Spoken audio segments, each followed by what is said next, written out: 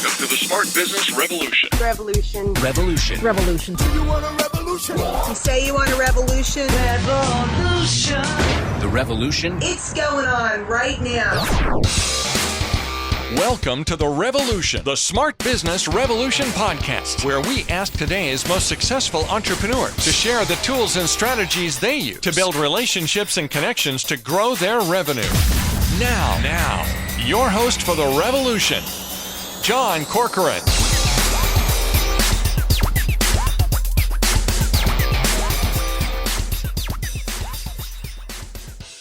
All right, welcome everyone. John Corcoran here, the host of this show. You guys know my story. I'm a recovering political hack and a recovering lawyer. I spent years working in politics, including working stints at the White House and for a California governor. Spent years practicing law as well. And I discovered this cool medium of podcasting 10 years ago. Been doing it ever since because I get to talk to really cool people like my guest here today. And so you're going to hear from her in a second.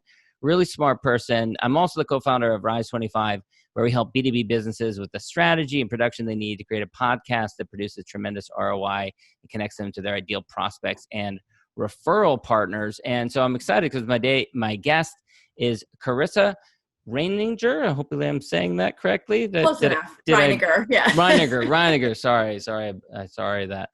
She's the founder and CEO of Silver Lining Limited. She started Silver Lining in 2005 and created the Silver Lining Action Plan called SLAP. It's a methodology that has helped over 10,000, that's amazing, small business owners in 9 countries to set and hit their growth goals. She's worked with an amazing array of different organizations from Google to the White House to HP, Intuit, Citi Cards, Staples, you name it, to bring more resources and support to small businesses. I think that's an awesome initiative. Her work has been featured in places such as the New York Times, the National Post, the Globe and Mail, and a bunch of other places. But she's on a mission to help more small business owners make money doing what they love because she genuinely believes that we can change the economy one small business at a time. And given the global pandemic we've been in the midst of for the last 7, 8, 9 months, as we record this in November of 2020, I can think of few other things that are quite as important, except maybe getting vaccines. Sure, that's important as well. So before we launch into this episode is brought to you by Rise 25, where we help B2B businesses to get clients, referrals, and strategic partnerships with done-for-you podcasts and content marketing. We specialize in helping B2B businesses with a high client lifetime value. So to learn more, go to rise25media.com, or you can email us at support@rise25media.com.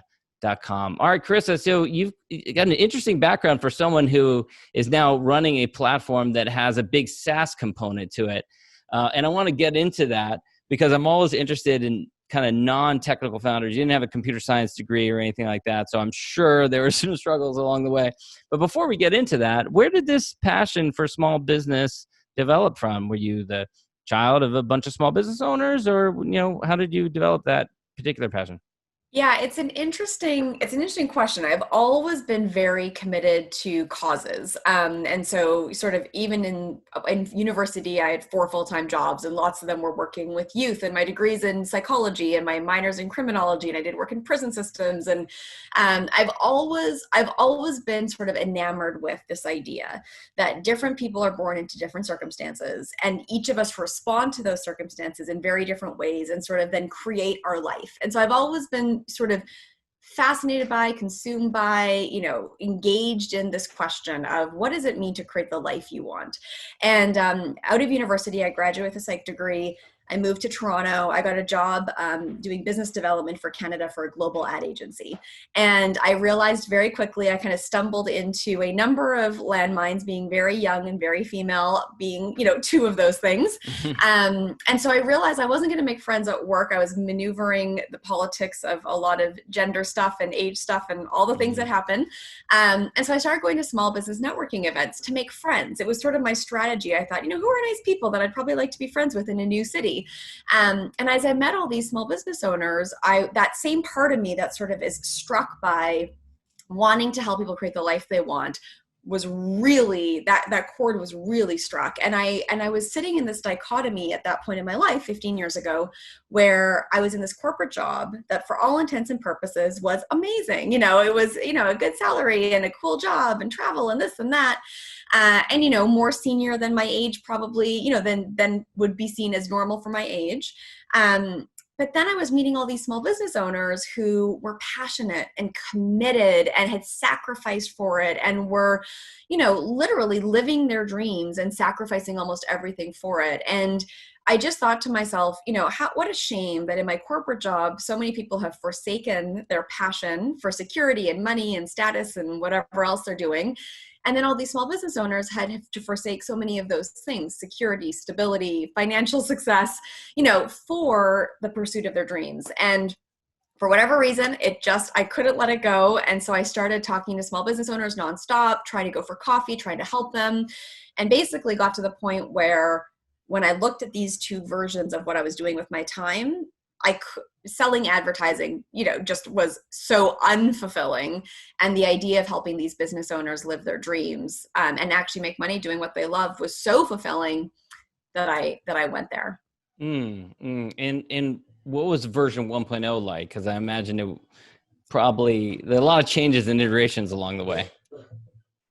Yeah, our journey in the last 15 years has been, I think I used the word arduous before we started filming. It's been complicated. We basically started with me in my apartment in Toronto at 22 years old, meeting with small businesses and coffee shops and asking them questions and then trying to help them figure out a basic structure to build a financial plan, right? Like how much revenue do you need to make to pay your bills? How many sales will that require?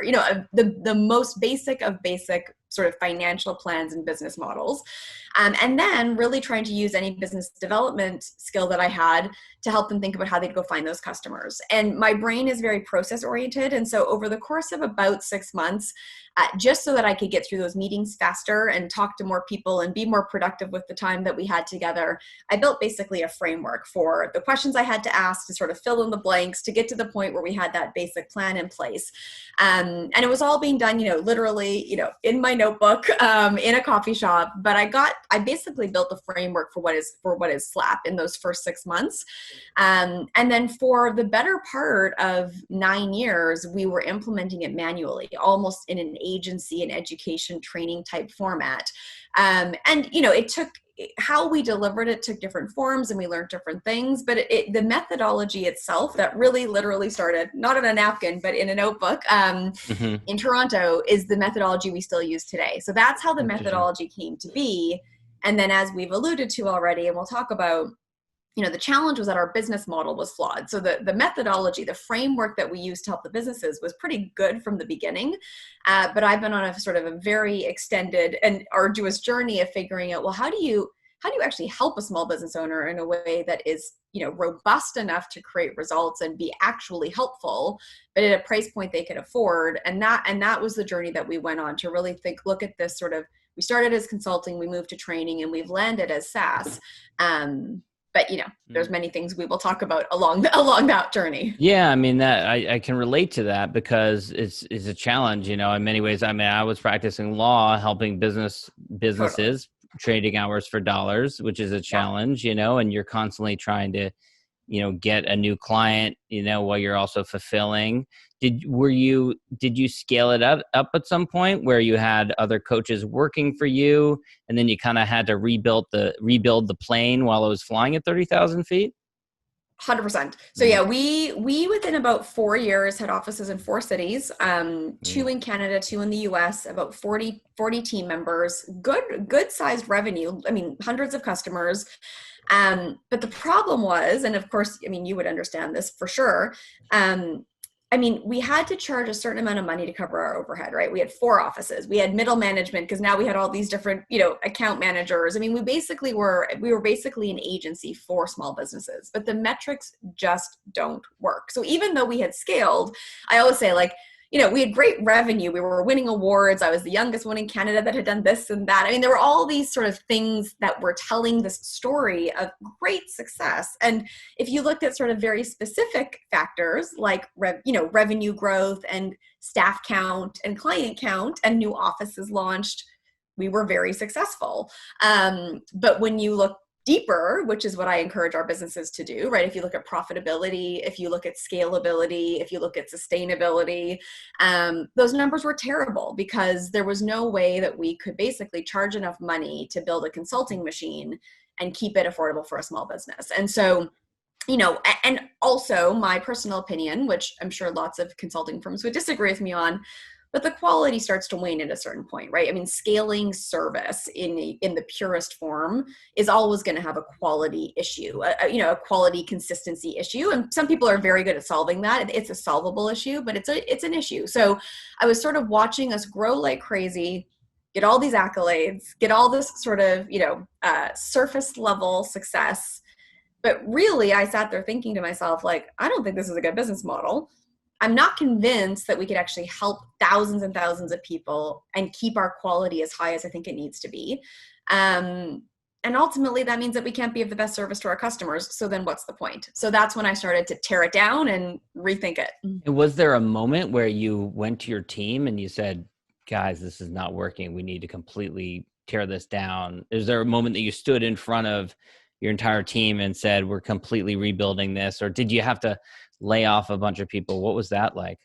Yeah, there was a moment. So we got into this cash flow cycle. So one of my greatest strengths and weaknesses is that I have a bleeding heart, and I have really built Silver Lining because I really want to help. I mean, that is genuinely true about me. And so we had a number of our customers who couldn't pay. So our profit margins were already tight. And then we had about $400,000 in receivables. And was the it reality, you started in 2005. So was it maybe in 08 or 09? Was it during around that downturn? Exactly, around 08, 09. And Yeah. in retrospect, how naive am I? At that time, I wasn't directly correlating that to the global financial crisis, Right. but I am sure that there is a correlation. Right. At the time, I was just like, oh my gosh, my business sucks. But Yeah. hindsight is 2020. So basically we were in trouble from a cash flow point of view. And I either had to go negotiate a big loan from someone or take some shark money to get us through the next 30 days to buy myself another minute, or start to try to lay people off, shut down, and really sort of shift what we were doing and be honest about the fact that, if a portion of our receivables couldn't come in and we couldn't sustain that, then obviously something bigger was wrong with the model. So I made a pretty rash decision. I am no one for making big Band-Aids and making big decisions. So we shut down 3 of the 4 offices we were running at the time. We went back to just Toronto. By that point, I was starting to go to New York really regularly. And so I was sort of debating Toronto versus New York as a centralized hub. And we did lay off a number of our team members. We downsized how we were serving our customers because I didn't ultimately believe that it was the best it needed to be anyways. And around the same time, by random sort of design, I became the small business spokesperson for a lot of large corporations, some of whom you mentioned. And there was this huge demand for basically us to teach the methodology that we had created. And so we moved into more of a training model, which was very profitable. And basically for the next couple of years, we did that. We touched and worked with thousands of small businesses, but with a much smaller team, with much higher margins, paid off the debt we had. But, at the end of that, or sort of as I went through that, I had this other issue, which I really believe strongly in, which is that training and sort of that short-term support is awesome. I mean, it's good. There's a place for that. But if I go back to my psychology background, right, and if I really say, like, what does it take to create real change, right? Because we're not going to change the economy through workshops. I mean, we're not going to change the state of small business and turn the success of small business around by, 6-week boot camps. That is just not true. It's not going to work. And so as I really got committed to what it would really take to help these small businesses, I sort of had this consulting experience now behind me. I had this training experience, which again looked very good and very flashy. But I didn't genuinely believe it's what would help people for real. I thought it would be helpful, but I didn't think it would actually turn the tide of small business success. And so about 6 years ago is when I said, all right, let's tear it apart again. Let's go back to the drawing board. And so, and that's when we started the journey of building software and building the model we have now, which is dramatically different. Same methodology, same mission, very different. Very different, especially from a business model perspective, going after it's a completely different pricing model and everything. I want to get into that. But first, I want to ask you about, you had a BA in psychology. I had a BA in English. I've always kind of felt like it's a little bit of a liability, because I don't naturally have a deep understanding of accounting and numbers and stuff like that. It's just been something I've really had to work really hard on. I've been active in the EO Accelerator program here in San Francisco through the Entrepreneurs Organization, which has been very helpful. But, for you, you seem like you have a deep understanding of that now. Did that come once you were in business, once you were helping other businesses? How did you develop that, deeper understanding of that critical side, understanding numbers for businesses? Yeah, it's a great question. So I'm like a weird nerd. So two things I would say. One is I'm so proud of my arts degree. I actually say to almost everyone, if you don't know what you want to do, and even if you think you want to do business, get an arts degree. I think that, business degrees teach very narrow perspective, right? This is how business works. And I think some of the most amazing entrepreneurs I've ever met don't have business degrees so they approach the challenges of business from different points of view. I don't know if I would have ever built Silver Lining the way it is today if I had a business degree, right? It's actually my psych degree that has really influenced the way that we've approached what we do. So I think arts degrees are phenomenal. Just as a funny aside, the dean of business at the school I went to, the University of Alberta, has called me multiple times to get me to come and do this or speak at this thing. And I always feel like, I'm not a business grad, Joe. I'm an arts grad. And we always have this funny conversation about it. So I'm a fan of the arts degree, all that to be said. The business side and like the numbers side, I am kind of nerdy in that way. Like I actually really enjoy it. My brain is very detailed. And so I find spreadsheets and data really interesting, but I have no formal training in it, to your point.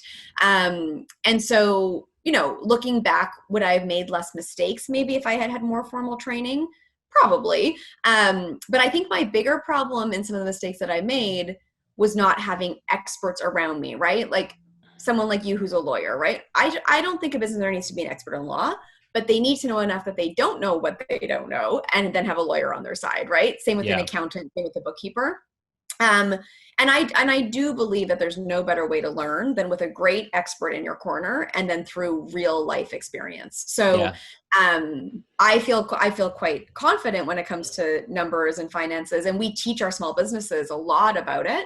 And I've had the benefit of learning with 10,000 businesses. I mean, I've just seen so many businesses and so many examples. And so my learning curve has been dramatic in my own experience, but also the experience of the businesses that we work with. So speaking of learning curves, I imagine pivoting to the SaaS model with your arts degree was not the easiest of pivots. So what was that like going from, you went from consulting to training to SaaS, developing software? Never an easy thing. No, and we did not raise capital, which is a whole, we should put a pin in that and come back to that, because I think funding around these types of conversations is important. A good question of whether that makes it easier or harder, kind of an open debate. I think it's easier and harder.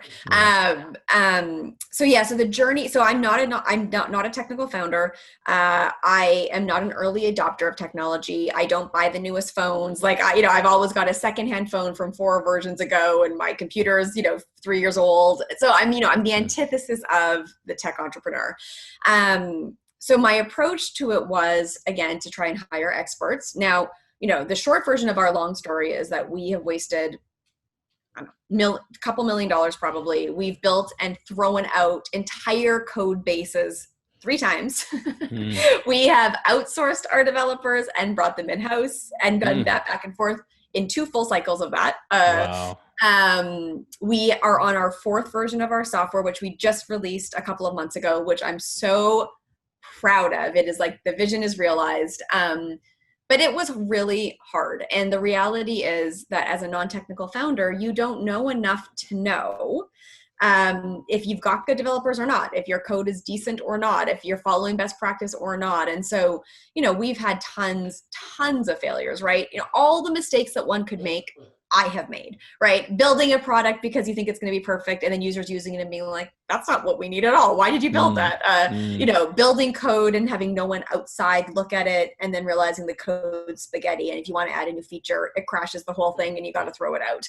Hiring really expensive developers, thinking if I spend more money, then that will solve it, and just losing more money instead of less money. Hiring outsourced, every mistake possible, we've made it. And so, again, I'm a really big believer, and especially in sort of a post-COVID world, I think almost every founder is going to have to become a non-technical technical entrepreneur, even if you're running a small business with an e-commerce platform or whatever.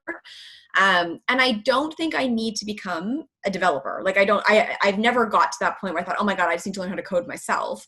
But it does go back to the same thing I would say actually about finance, right? I've become much more savvy to the point where I can I get it. I understand now how software development works. I mean, I get it. And, I have come to be much more specific and much more, what's the right word? Much more weary of who I really trust. And I find people who are really good at things I'm not, and I trust them to really help me make sure that I'm getting it right. So it's that combination, I think, of learning myself through lessons learned, right? Good and bad, wins and losses, successes and failures. So learning through just real life experience, which I don't think any of us can hijack or replace. And then really having people we trust entirely that are experts in areas we're not, that are good people who are going to give us good advice for good reasons, to be almost that outside counsel. The combination of the things have put us in a much different place. But yeah, it has been an expensive and a long journey. Right. So what role can and does software play, and what role can and do humans play in helping a small business, keeping them accountable, keeping them on track? Where do those two mesh? Yeah. So the really fun news, the punchline, and then I'll answer the question. The punchline is we brought our product price from basically $2,000 a month down to $300 a month. We brought our profit margin from basically like 2% to 63%. And we brought our effectiveness rate, the number of customers who succeed, from about 50% to about 80%. I mean, we have had dramatic shifts in our business, which is the exciting part. The going back to the role of software versus service. So in psychology and behavior change science, basically what behavior change science says is that if any of us humans want to set a goal and then actually hit that goal, right? And you're going to hear when I say this, the 12-step program, a Fitbit, Weight Watchers, right? All of these are based in the same behavior change science that SLAP is built in. And basically behavior change science is pretty straightforward. It says if a human wants to set a goal and actually hit it, chances are they need some outside structure and support, right? Very few humans are so deeply structured and so deeply self-motivated that they can say, I want to lose 20 pounds, and then they lost 20 pounds, right? Yeah. We need the structure and support. That's why these programs are so important. So it basically says you have to gain commitment, you have to set modest goals, you have to rigorously track your behavior, you have to basically and ultimately build self-efficacy, right? Start to get some small wins and learn that you actually can win. You need outside counseling and support. You need peer community, and you need to ultimately instill new habits, right? Change doesn't happen for the long term in bursts. Change happens because you've instilled new habits based on sustained behavior over time. So if you take that structure, you can see how that plays out exactly in the 12-step program, Weight Watchers, right? So if you think of that translation to SLAP, we have what we call the 5 fingers of the SLAP experience. So we have the software. Inside of the software, you build your plan. So you go through a 3-hour process where you build your 1-year growth plan for your business, including a time budget. You set your values, you create your priorities, you figure out who your customer is, you build a profile, you go through your finances, you set a 1-year financial goal for your revenue, your profit, and your actual sales goals. And then you build your 12-month action plan, the things that you need to do over the course of the next 12 months to hit those goals. So you build your plan. That's 3 hours, right? Most small business programs stop there. Okay, now you built your plan. Yay, right? Who cares? We always say, who cares about your plan? Did you do it? That's all that matters. So they build the plan, which is like 1% of the process. Then for the next 12 months, we wrap those pillars of behavior change around the business owner to help them succeed. So they rigorously track their behavior in the software. They have a monthly SLAP expert call, which is with someone who's built a multi-million-dollar business, who's certified in our methodology, and they get that strategy, the outside counseling and support. Our SLAP manager team are available 24/7 by text, phone, chat, email, and basically are there to hold them accountable. It's an accountability team. And like I was saying to you, it's a customer service team, except that we think of ourselves as a proactive, we call it our PPS team, proactive persuasive support. Instead of waiting for the small business to call us asking for something, because they never will. The Yeah. software is running algorithms and spitting out tickets saying, hey, John said he was Check going to in do on this this thing. person. He didn't do it. Call John right now, right away, and say this specific thing to him because we think that this will resonate with him based on the data we have about John. Now that's fascinating. That piece is really fascinating because, how, some people react well to, a bunch of, getting pinged again and again, reminded again and again. Other people will react poorly to that. So how does the software figure those pieces out? So some very elementary attempts at that, right? So we do people's personality profiles. We ask them what their preferred communication method is. Simple, but actually makes a difference, right? So sometimes we can email someone 10 times, they ignore us, we text them once, and they're back to us in 4 seconds, right? So communication method matters. We actually ask them to articulate their preferred communication style. So both in their onboarding form in the software, but then also in their first call with us, we have a conversation to say, our job is to hold you accountable. We want you to succeed, sometimes in spite of yourself. And that's going to be annoying. You're not going to want to hear from us when we're trying to remind you to do the thing you didn't do. Like, you don't want us to call you to remind you of that. So how do we do it in a way that will work for you? Do you need tough love? Do you need direct communication? A 4-word text, John, do the thing you said you would. That's probably more like 6 words. Or do you need emotional support? Like, hey, John, are you okay? I see you didn't do the thing you did. How can we support you? Like what? And so when someone's basically coming at it at their most motivated level, which happens when they've just signed up and they're in their most sort of clear thinking, none of the shame and the guilt and the annoyance and the attrition, of their own brain has happened yet.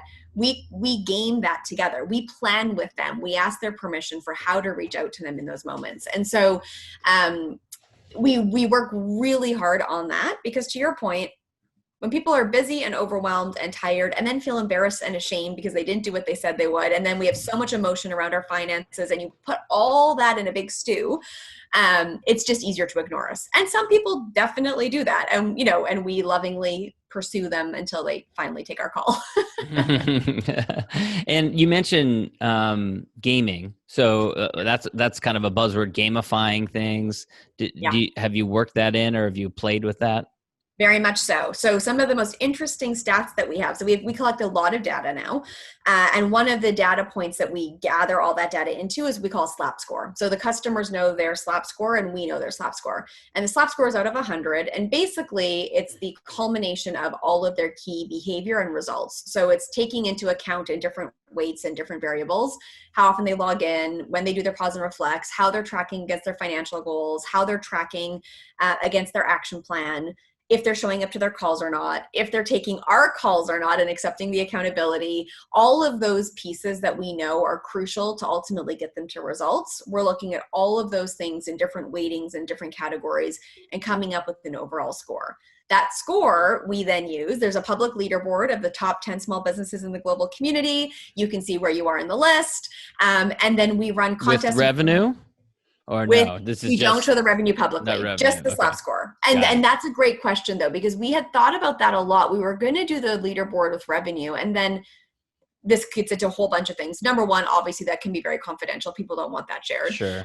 2, we've been really focused on economic justice the last couple of years. What does it mean to serve any small business equally, regardless of where they come from? And so we've done a number of things, like we introduced pay what you can pricing. We've done a number of things to basically say, if what we have really works, and if our data proves, which it does, that if any human gets the right structure and support and accepts it, they can increase their chance of success. Then by charging $300 a month and requiring a credit card, you're basically eliminating a ton of the population that might actually most need it. And so how do we make sure it's accessible to everyone? And so because of that, some of our small businesses have a financial goal of making $50,000 a year, or if they're in Uganda, $8,000 a year US, right? And some have goals of making $2 million a year. And we didn't want there to be any discrimination or any perception that if you're making more revenue, you're somehow more important or more successful. We really wanted the SLAP score to gamify, right? To drive motivation around the right behavior and the progress towards the goal that is right for you. So if your goal is 50,000 and my goal is 10,000, but you've generated 25,000 and are missing all your calls and being badly behaved, but I'm making all my calls and tracking towards my goal and I've made 6,000. We actually want to reward that behavior more than the person who just made more money. So that's a long answer to your question, but and not a simple thing to build into software, all the things that you just described. Yes. Yeah. And we couldn't have done any of these things without being software, right? I mean, this is where the vision that I have always had for being of service, and the vision I've always had for creating access and equality, and the desire I've always had for people to be able to live the lives of their dreams at scale. You know, I am probably the least likely candidate to be running a tech company, but I really believe that my vision could only be realized having shifted to a SaaS model. So I'm an interesting person in the tech space because my motivation is quite different often than other tech entrepreneurs, and my business model looks quite different, but very much empowered by, leveraging the tactics of tech. Right. Now, this sounds like an amazing solution for, companies in the day-to-day where they're working to build normal day-to-day challenges, getting customers, clients, that sort of thing. But my mind goes to what happens if something intercedes. And as we record this in November of 2020, something major intercedes. So we have this global pandemic. So first, take me back to February, March. First of all, you're recording this in Australia because you were visiting Australia. Still there, haven't left. Cannot get on an international flight still. Yeah, still stuck. So that changed plans. How did it affect your business? How did it affect all the clients that you're working with? I mean, massively. That's the quick answer. We had a team meeting, and I could not be more proud of my team. We had a team meeting in early March and sort of said, this is going to be a big deal. This is going to be a massive deal for every small business we work with all over the world. We have customers in multiple countries. I mean, there will not be one that's untouched. And that means that this will be a big deal for us because our entire business is working with small businesses. So we did a couple of things that I'm really proud of. One is we had always had this pay what you can model where if you came from an economic reality where you couldn't pay the 300, you could basically you can go into the software and you can enter the amount you can pay. It's totally dignified. There's no application process. You don't have to prove anything. We're basically doing it on honor. So we made that available for every small business, including our existing customers. We sent an email to them and said, we know that we know this is hard, but we're going to get through it together. So pay what you can. So we did that. And, we went from 20% of our customers to 99% of our customers using some level of pay what you can. So that had a positive impact in that I felt like we were living our values of being small business first. It had a positive impact in that our customer base has grown.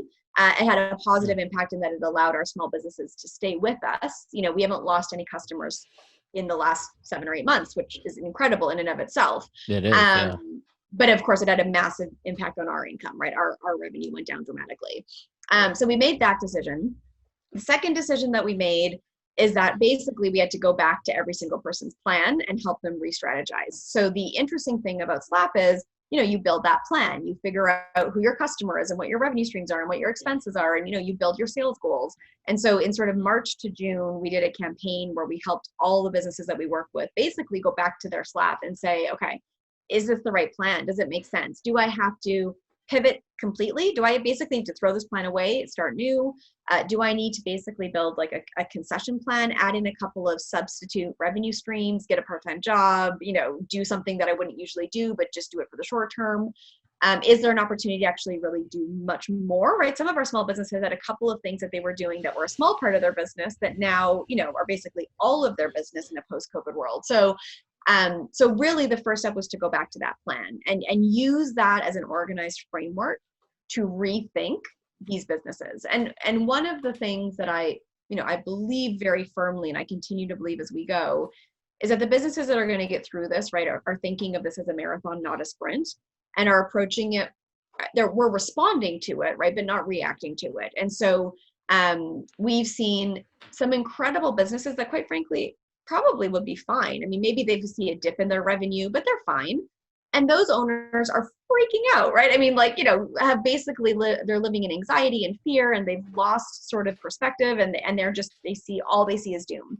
I was talking to an amazing guy yesterday who's in the travel industry. His business has gone to 0% literally, and probably won't come back for at least a year.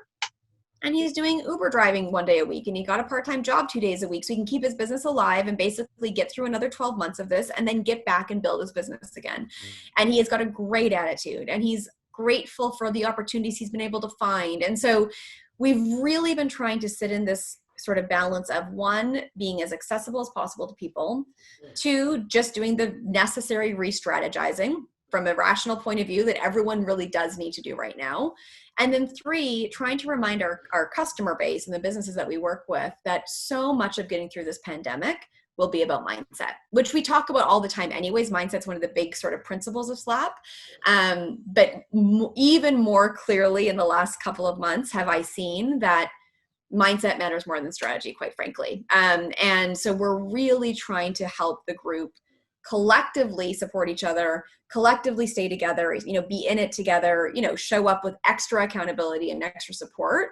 But again, the big tenet of what I believe is happening is I believe the leaders that will work their way through this and come out stronger for it will be approaching this from a point of thinking about the collective, being grateful for what they have, being a player in making the world better in this moment, not sort of getting into anxiety or greed or selfishness or, freaking outness. That's not a very good technical term. But, everyone's been affected. I mean, that's the bottom line. People have been affected differently. But one of the crazy things we've seen is that there's not a strong correlation that we see between the people who have what I would call the worst mindset and the people whose businesses have been most negatively impacted. There's not a direct correlation. We can't tell you that in our customer base, all the businesses that have had, revenue cuts of 75% or more are also the most stressed and anxious and freaking out. That's not true. There's the business reality, and then there's the sort of mindset reality of the owner, and they're not highly correlated. So I keep trying to be devil's advocate on that point, then, if they're not highly correlated, then why do you say that mindset is so important? Because I think that there are people whose businesses have been decimated, who have a great mindset, who are going to be okay. They're going to build back. They're going to figure it out. They're going to keep coming up with new ideas. And I think there are people whose businesses that have not been decimated, quite frankly, that have been cut or that have been affected, but are sort of going to be okay.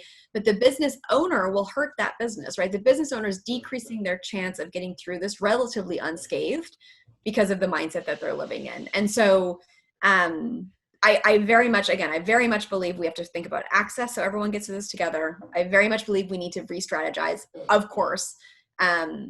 But I think what we're not talking about enough, and what I think is probably the most important piece of this, is that mindset piece. How do we stay strong mentally to deal with what is a genuinely very difficult time, and sort of keep perspective so that we can keep our businesses going. And that's what we're seeing really, in a very compelling way in our customer base. Yeah, it's amazing some of the stories of business owners I've met, talked to over the last 7 or 8 months is some of the amazing stories. Are there any other success stories that come to mind of businesses that have thrived through this, maybe through a pivot or maybe through doubling down in some segment of their business that wasn't a big portion, but they moved all their chips on the table over to this part of that was doing well?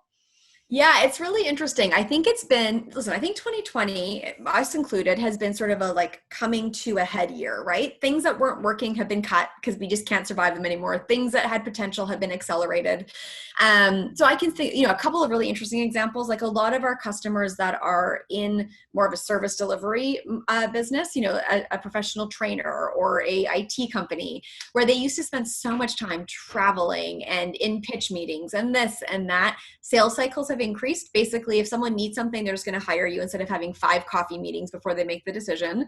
And wasted billable hours have gone dramatically down because you just get up and you deliver. So for some of those businesses, their revenue is skyrocketing, quite frankly, because so much of the wasted time has decreased.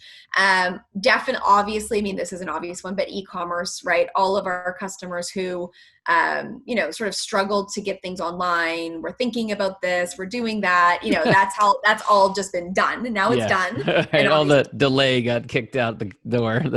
We've been talking to some people who, we've got 3 or 4 people I can think of specifically who are fitness instructors who have said, I'm going to build an online program, and then they did in March. They've been literally talking about it for years. So that's been interesting. I think also there's been a globalness that's been really cool. A lot of our businesses that were hyper local, lots of the businesses we work with are very local. All of a sudden now you're, a cycle studio in Harlem. Well, now you've got someone in Portugal taking your cycling class because it's online. So there's a really beautiful thing that I hope we keep. I hope we get back to, we communities need in-person small businesses. I mean, we need to get, main streets and localized businesses back thriving as fast as humanly possible. And I think there's this really interesting hybrid that I hope stays where, local communities are thriving and this globalization starts to happen because there's really interesting cross-pollination. A lot of our small businesses have done partnerships with each other that never would have been possible before because, they were too separate physically. So there's a lot of opportunity in this for people. I really do believe that opportunity to reach more people, to become more global, to have a bigger footprint, to deliver in new ways that people wouldn't have accepted before, right? People would never have accepted a sales training over Zoom before, right? No, get on a plane, be out away from your family for 4 days. And they're more and to use your example, they're more willing to spend money to sign up for a fitness class that's from someone they've never met in person, that's half a world away, or to spend more money on other things too. So totally. Yeah. I think I'm a very positive person. And so I come across as sometimes sounding overly positive. I cannot overemphasize, the devastation that this has been for small business. I mean, anyone who doesn't understand how hard this has been for small business has not talked to a small business owner in the last 9 months. I mean, it has been terrible. And a lot have just disappeared entirely. Yeah. It's been terrible. And it will continue to be. Like, I don't think this goes away in a couple of months. I think that it's going to take us, 2 to 5 years to sort of understand the true damage, start to build back. I mean, we're at the beginning of a long cycle, in my opinion. So I'm very realistic about that. And to your point, I mean, I have so much optimism because I think that there are new opportunities that have emerged that are limitless. Yeah.